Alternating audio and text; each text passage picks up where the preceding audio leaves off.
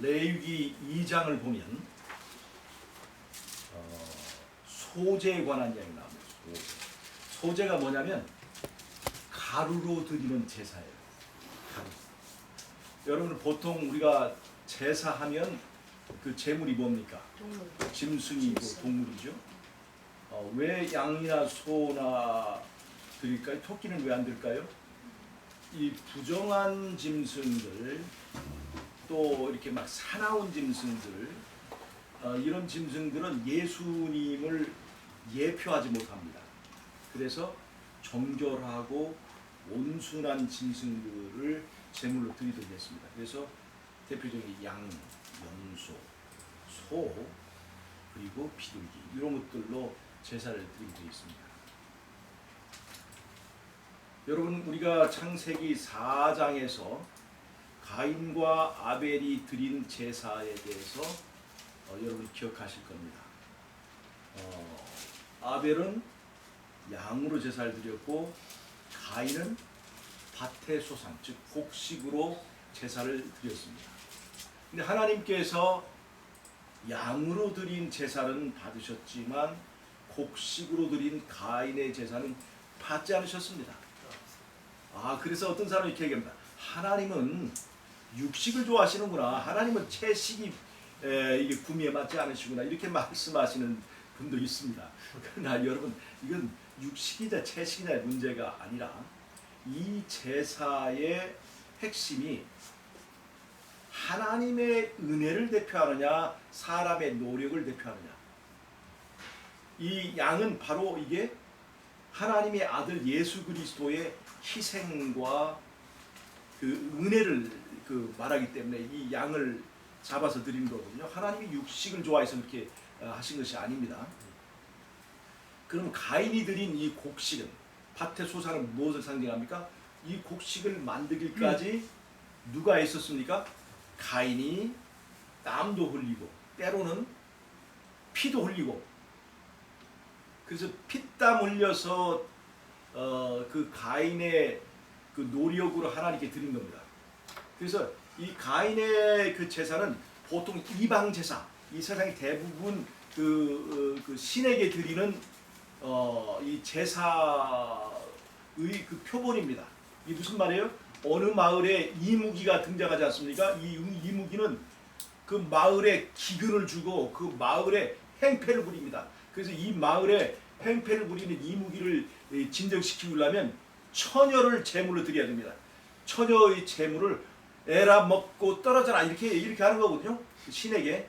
그러면 신이 이것을 먹고 이놈들 올해는 참아주겠다 이렇게 달래는 거예요.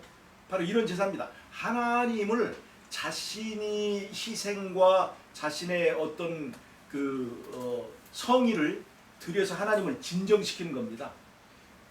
그래서 인간의 공로를 상징하고 대표하는 겁니다. 이 가인이 드린 곡식은 인간의 노력과 공로를 상징하는 거예요.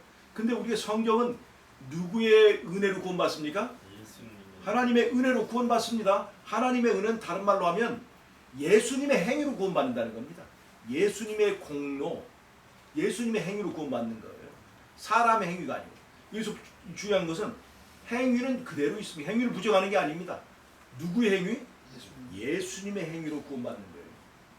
우리가 흔히 믿음으로 구원받는다 할 때 이 사람들이 믿음, 그 믿음이 미워하는 게 뭐예요? 행위를 미워한다 이렇게 생각을 하는데 사실 믿음의 반대말은 행위가 아닙니다. 즉 누구의 행위냐? 즉 예수 그리스도의 행위냐 인간의 행위냐의 그 행위의 주체에 관한 문제지 믿음이 행위를 척대하는 것이 아닙니다. 다 오히려 믿음은 말로 끝나지 아니고 행동하는 것이기 때문에 믿음은 행동과 동전의 양면과 같은 것입니다. 자, 그래서 이 가인의 제사에서 보는 것처럼 이 곡식은 인간의 행위를 대표합니다. 하나님께서 받지 않으셨어요. 그 제사를 받지 않았습니다. 인간의 행위로 하나님을 달래려고 하는 그 제사를 하나님께 받지 않으셨습니다. 여러분, 그런데 레위기 2장에 나오는 그 제사가 바로 이 곡식 제사입니다. 왜 레위기 2장에서는 가인의 제사에서 받지 않으셨던 곡식 제사를 받으셨을까? 여러분, 그 고민해 보지 않으셨습니까? 이 소재의 문제만 하는 거예요. 소재.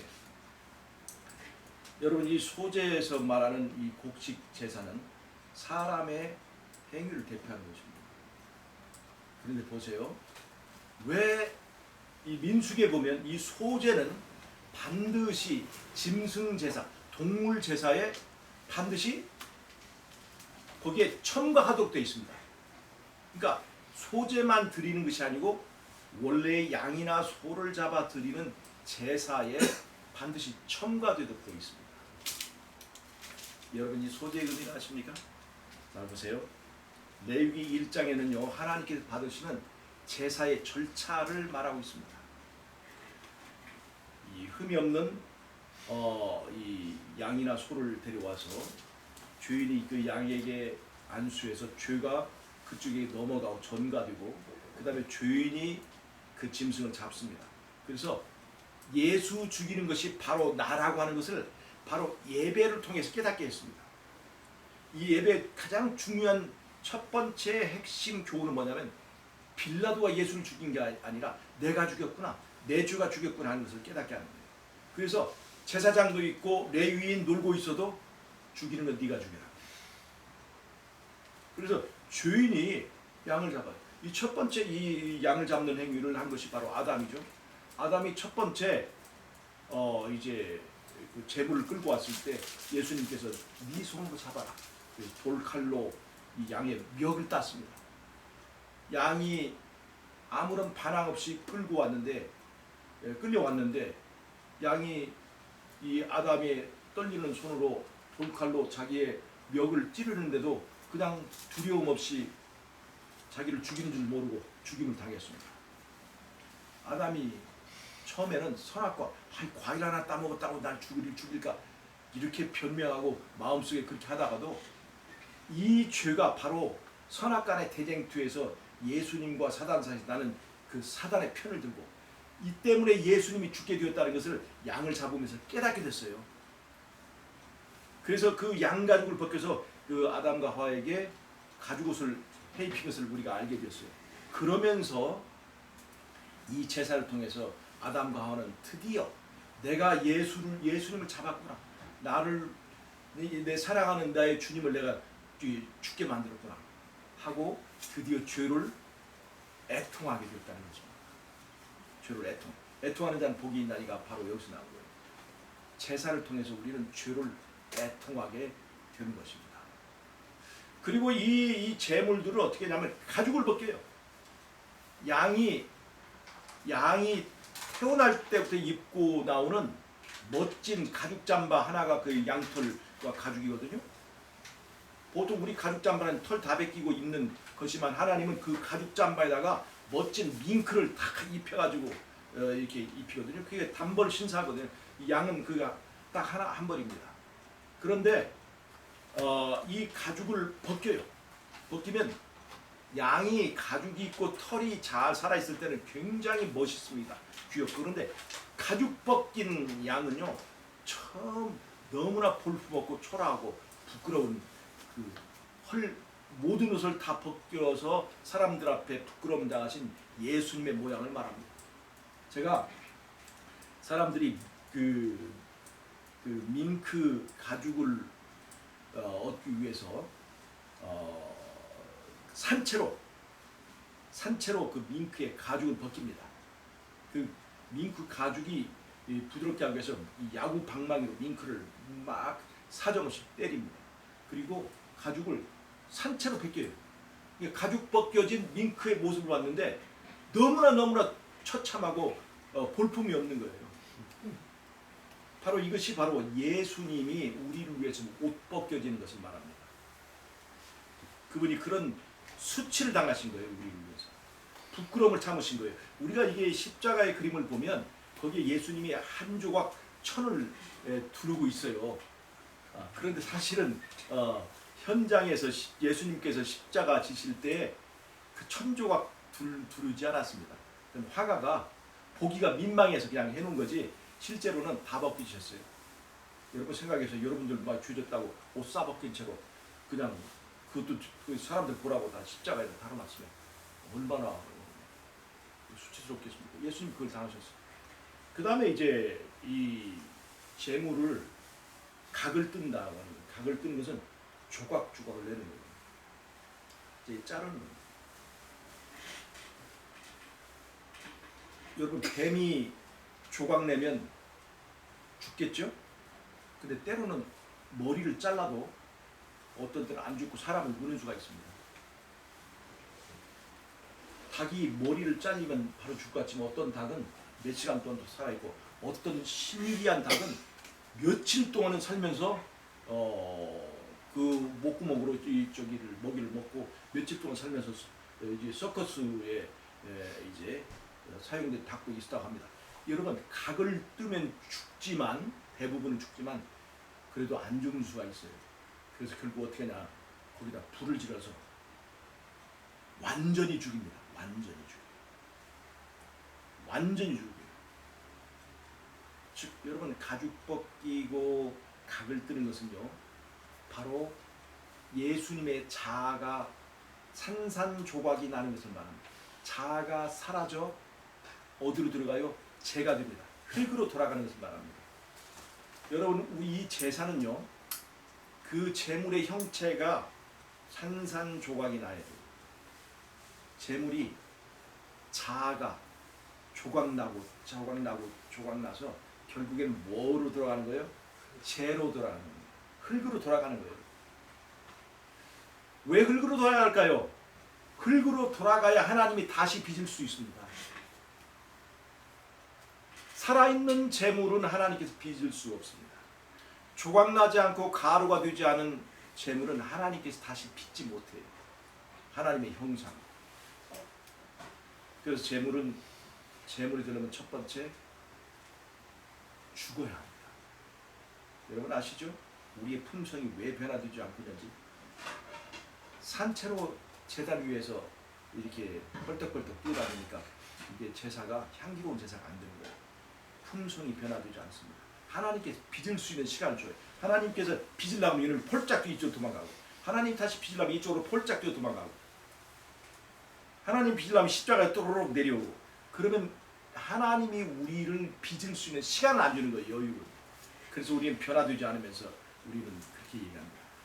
우리가 원래 태어난 죄인인데 어떻게 변화되겠어. 변화되지 않지만 믿음으로 구원받잖아. 그리고 믿음을 변화되지 않고도 구원받는 핑계로 합리화로 믿음을 사용합니다. 이렇게 믿음을 사용하면 굉장히 위험한 것입니다. 믿음은 그렇게 사용하는 것이 아닙니다. 믿음은 나같이 이렇게 연약하고 죄를 가지고 태어난 사람이지만 믿음은 다른 말로 하면 내가 내 자신을 예수님께 맡기면 드리면 그분이 이런 불합리함에도 불구하고 죄를 이길 수 있게 해준다. 변화될 수 있게 해준다. 하는 것이 믿음입니다. 그러니까 믿음이 나는 변화될 수 없지. 인간의 본성이 죄의 본성을 타고나는데 변화될 수 없지. 언제까지? 내 몸이 변화될 때까지 예수님 오셔서 내 육신을 변화시킬 때까지 변화될 수 없지. 그래서 우리는 믿음으로 구원받는 거야. 이게 무슨 말입니까? 이렇게 말하는 것이 대부분의 지금 이게 우리가 즐겨 날뛰는 복음입니다. 왜요? 변화되지 않아도 구원해 주신다고 하니까. 죄를 이기지 않아도 우리는 하늘에서 구원받은 걸로 친다고 하니까 이것이 우리를 지금 감동시키는 복음인데 그게 다 면죄부장사입니다. 믿음은 비록 내가 죄가 심하고 흠이 있지만 하나님의 은혜가 죄를 이기고 극복해서 죄 안 짓고도 남게 해준다. 변화되고도 남게 해준다. 이것이 믿음이지. 나는 변화될 수 없어. 죄 줄 수밖에 없지. 왜냐하면 내가 타고난 것이 그런데. 그렇지만 구원은 믿음으로 받는 거야. 이때 믿음이 아니에요. 여러분 이게 복음이 아닙니다. 믿음은 죄를 이기고도 남게 해주는 것입니다. 여러분 성소가요. 성소가 흠이 없는 집입니다. 성소가. 성소는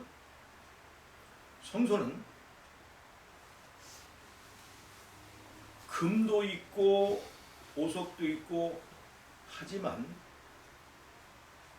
금이 많다 해서 그 성소가 아니고 흠 없는 집이기 때문에 성소입니다. 성소는 호텔로 지으라고 하지 않았어요. 성소는 값비싼 다이아몬드를 사용하라고 하지 않았습니다. 흠 없는 집으로 지으라고 했어요. 그래서 규격이 딱 맞아야 됩니다. 양도 규격에 맞아야 돼요.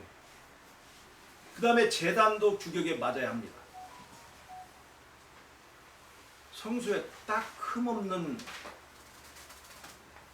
부분이 있습니다. 그게 뭐예요? 성소 안에 들어온 나예요. 나.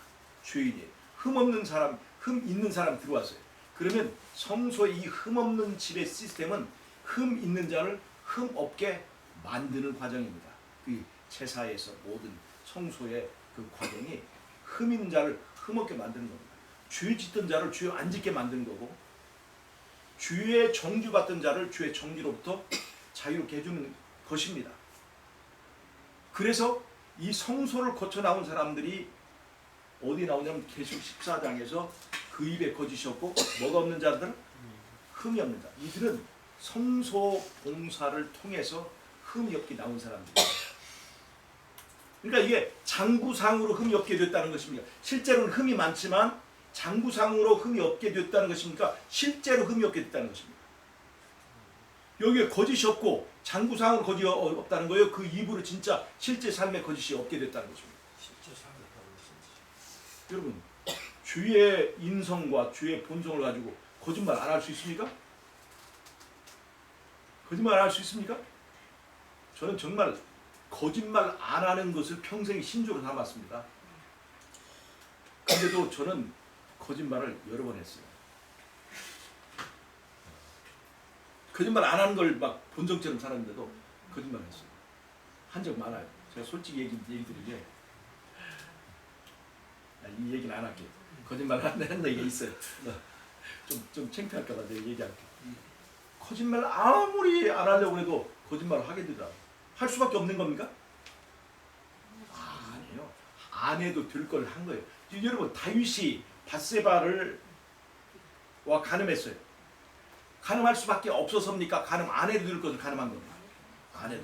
저도 마찬가지예요. 거짓말 안 해도 될 건데 거짓말 한 거예요. 제가 거짓말 안 한 것도 있습니다. 제가 이게 좀 저긴데, 제가 판사 앞에 서서 이런 경우가 있었어요. 제가 있는 그대로 얘기하면 커다랗게 불리한 것을 판결을 받는 그런 위치에 있어요. 제가 자세한 얘기 안 드려요. 그런데 제가 정직하게 얘기하면 진짜 불리한 판결을 받을 그런 것이 있었는데, 제가 저를 도와주는 그 회계사 앞에서 다 얘기를 했는데, 이 판사가 이걸 알면 제가 있는 대로 말하면 제가 굉장히 불리함을 받을 것 같은데, 제가 꿈에 말이죠. 그 재판받는 날, 전날에 꿈속에 내 재판을 받는 거야. 근데 내가 이제 판사가 물어보는 거예요. 물어보는데, 내 꿈속에서도 이거 마음에 확 걸리더라고요. 에라 모르겠다. 그냥 있는데 다 말하고 놓고 했는데 꿈이 바로 깨버렸어. 근데 생각하니까 깨고 나니까 너무 잘한 거예요. 근데 꿈속에서는 이거 말하면 우리 집사람이 나 굉장히 야단칠 텐데 그 생각 들고, 이런 건 굉장히 잘한 거죠. 근데 거짓말은 좀 많습니다. 여러분 잘 보세요. 내가 거짓말했다, 죄졌다, 다 어쩔 수 없는 상황이었어 라고 핑계하지만 사실은 알고 보면 믿음이 부족해서 그런 겁니다. 믿음이 부족해서. 하나님 믿지 않아요. 평상시에 잘 믿는 것처럼 보이지만 위급한 때에 하나님 믿기보다 내 꾀를 믿습니다. 그러니까 믿음이 부족한 걸 생각을 해야지 어쩔 수 없다라고 얘기하는 건 좀 비겁한 것 같아요. 그래서 우리는 앞으로 그렇게 하지 말자고요. 죄는 지어도 거짓말까지 하지 말자. 그러니까 내가 믿음이 부족해서 그랬다는 걸 인정하고 죄를 이길 수 없다라고 얘기는 말해야 돼요. 내 힘으로 죄를 이길 수 없습니다. 그러나 예수님의 은혜로 죄를 이길 수 있을까요, 없을까요? 잘 보세요. 과거의 죄를 용서하는 것에 하나님이 더 관심 있을까요? 현재 죄를 이기는 것에 하나님이 더 관심 있을까요? 여러분 로마서나 갈라디아서를 보세요. 과거의 죄 해결하는 데 포커스에 맞춰 있지 않습니다. 현재의 그 거듭남과 현재의 유로운 삶에 포커스가 맞춰졌습니다. 로마서, 갈라디아서를 보면 거짓말하는 사람이 거짓말 않고 죄 짓던 사람이 죄 안 짓는 삶으로 살 수 있는 그 삶을 살라고 그 로마서의 얘기를 끌어가는 거예요. 근데 우리는 어떻게 사용합니까? 현실은 고칠 수 없다. 그렇지만 믿음으로 구원받는 것이다. 이게 뭐예요? 장부상으로 구원받는다는 얘기입니다. 그게 아니라는 거예요. 여러분 제가 이제 레위기 2장을 들어가서 이렇게 가루가 돼가잖아요. 이 제사는요 자아가 가루가 돼가는 과정이 가장 중요합니다. 여러분 우리가 이 예배를 통해서 내가 정말 내 안에 자리 잡고 있는 자아가 자랑하고 싶고 내 형체를 자랑하고 싶잖아요. 멋진 양털, 멋진 가죽, 멋진 형태를 내가 자랑하고 싶지만 사실은 이 자아에 대한 이 포기, 자아의 해체가 이 시간에 우리가 이루어져야 합니다. 이 자아에 대한 해체가 이루어지지 않으면요 간증해도 간증 하나님을 자랑하는 때 아닙니까? 그때도 은근히 자기 자랑합니다. 특창하잖아요. 특창 하나님을 찬양하잖아요. 그럴 때도 은근히 자기 자랑합니다. 헌금 낼 때도요 자기 자랑합니다. 여러분 그래서 자아가 해체되는 것이 굉장히 중요해요. 예수님은 제사를 통해서 그걸 보여주신 거예요. 자, 내가 십자가에서 이렇게 죽는다. 이렇게 죽어야만 살 수 있다. 보여주는 거예요. 자, 보세요. 그러면 이 제사에는 감동이 있어요, 없어요? 예수님이 나를 위해서 죽지 않아도 될 그분이 죽으시고 자아가 해체되지 않아야 될 그분이 해체되는 모습을 보여주시고 있어요. 그때에 그 제사에 참여한 죄인이 감동을 받을까요, 안 받을까요? 나를 위해서 껍질 벗겨지고 나를 위해서 각이 떠지고 나를 위해서 불붙어서 재가 되어 가시는 예수님의 모습을 우리가 바라본다면 그 말에 우리가 감사가 나올까요, 안 감사 나올까요? 그 감사가 죄인을 변화시킵니다. 곡식은 바로 죄인을 나타내는 거예요. 밀이 무슨 색깔입니까? 하얀 색깔입니까? 검정색이에요. 거의 검정색, 갈색 그렇게 되잖아요. 갈색이죠. 예. 그런데 이 밀이 말이죠. 밀이 양이 나를 위해서 껍질 벗겨지고 가루가 되는 모습을 통해서 커다란 은혜를 받습니다. 감동을 받습니다. 그리고 나도 예수님이 죽으시는 그 제사에 예수님의 제사에 나도 참여하고 싶구나 하고 그 제사에 뛰어드는 거예요. 죄인이. 그러면 예수님이 가루가 된 것처럼 이 밀도 예수님의 길을 따라서 밀도 조각이 나요. 밀의 자아가 깨지는 거예요. 밀의 자아가 깨지는 거예요. 자아가. 잘 보세요. 그래서 밀이 가루가 되는 겁니다. 가루가 되면 될수록 어떤 색깔이 나올까요? 하얀 색깔. 양의 색깔이 나오는 거예요. 양과 같은 색깔이 나오는 거예요. 가루가 되면 될수록 점점점 어떤 색깔이 나올까요? 하얀 색깔입니다. 가루가 되면 될수록. 신기한 거예요. 양과 같은 색깔이 드는 거예요. 이게 무슨 말이냐? 제사, 이 예배는 십자가 예수를 바라보면서 자기가 함께 깨어지는 것입니다. 깨어져서 누구를 닮아가는 거예요? 예수님을 닮아가는 거예요. 잘 보세요. 자, 이제 정리합니다. 소금을 먹으면 먹은 만큼 물을 튀게 되어 있습니다. 잘 보세요. 은혜를 먹으면 먹은 만큼 감사하게 되어 있습니다. 아멘. 감사하는 만큼 깨어지게 되어 있습니다. 감사하는 만큼. 우리가 왜 깨어지지 않을까? 우리는 왜 예수님을 닮지 않을까? 감사가 없어요. 은혜를 먹지를 못했어요. 은혜를 먹지 못하고 점심시간에 거창한 국수만 먹었다.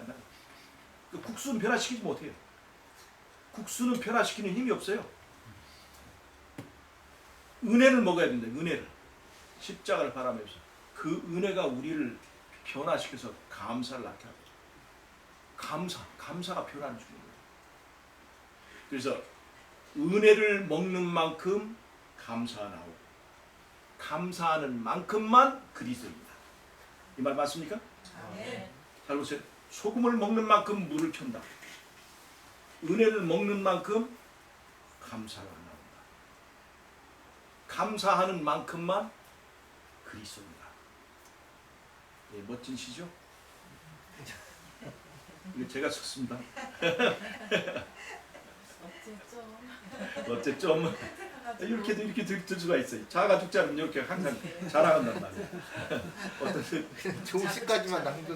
어떤 사람이 저한테 이런 글을 써 좀 보내면 이거 장로님이 쓴 거예요? 그럼 속에서 그래 내가 쓴 거야 좀 말 하나도 알아줘야지. 그런 거 다 와요. 잘 깨지 않으면 그렇습니다. 잘 깨지 않으면 세상은 그래서 십자가를 팔아가지고 내가 예수를 죽였구나. 예수님이 자아가 해체되는 모습을 보여주실 때 그분의 모습을 보고 감동을 받고 감동받은 만큼 감사하는 만큼 깨어지는 것, 예수님같이 변하는 것, 그것이 진정한 예배라고 하는 것입니다. 예배의 첫 번째 목적은 예수님께 제사 드리고 이제 또 우리 하는 일에 엄청난 복이 붙겠구나, 재물이 좀 붙겠구나, 그것이 아니라 첫 번째 기적은 뭐냐? 이 예배의 첫 번째 기적은 뭐냐? 내가 변하는 겁니다. 자아가 깨지는 거예요. 여러분, 제가 오늘 소재, 레위기 2장에 있는 이 소재의 그 의미는 감사하면 깨지고 감사하는 사람이 변화된다. 여러분, 은혜는 우리를 바꿀 수 있습니까? 네, 여러분 은혜를 받으시기 바랍니다. 십자가를 바라고 나를 위해서, 나를 변화시키기 위해서 가루가 되신 예수님 바라. 가루가 돼야, 흙이 되어야 하나님께서 다시 빚을 수 있습니다. 여러분 다시 빚어주시는 저와 여러분이 되시길 바라면서 오늘 말씀 마치겠습니다. 기도하 마치겠습니다. 하나님 우리 아버지, 십자가의 희생을 통해서 우리에게 감사를 주시니 은혜 감사합니다. 감사하는 만큼 변화되고 감사하는 만큼만 그리스도인이라는 것을 우리가 잊지 말고 하나님의 사랑에 의해 변화되는 우리 모두가 될 수 있도록 축복해 주시기 예수님의 이름으로 감사드리옵나이다. 아멘.